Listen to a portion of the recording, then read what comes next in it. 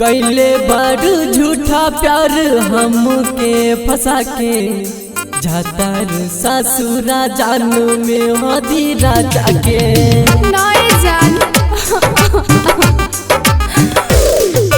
कैले बड़ झूठा प्यार हमके फंसा के जातर ससुरा जानू में होदी राजा के हमार कसूर ना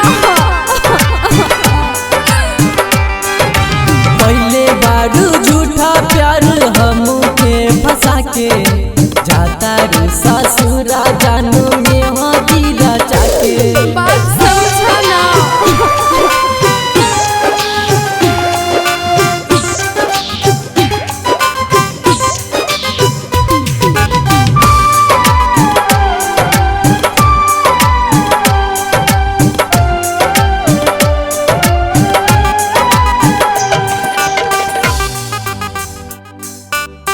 साथ बीतत रहे सुबह और शाम रे अब कहे छोड़ के जा तारू परान रे। साथ बीतत रहे सुबह और शाम रे अब कहे छोड़ के जा तारू परान रे। दिल बात तोर लेल मुहब्बत मोर दिल बात तोर लेल मुहब्बत मोर अपना दीवाना के कहिलू तू मना जाए जान कैसे जियब तोरा बिना।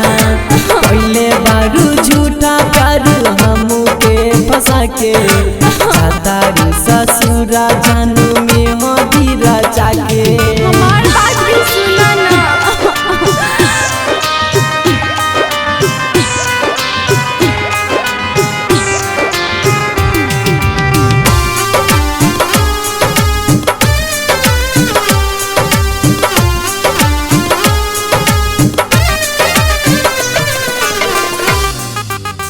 पहले के बात सोची आह बेला रुआई बसल प्यार के दुनिया गइलू भुलाई। पहले के बात सोची आह बेला रुआई बसल प्यार के दुनिया गइलू भुलाई। नाना भूले के पड़ी तोरा के काहे खहिलू कसम दिलू दिल में गम काहे खहिलू कसम दिल में गम तोहरा बिना कैसे जी संतोष भरू और दीवाना से करे लगलू सफर।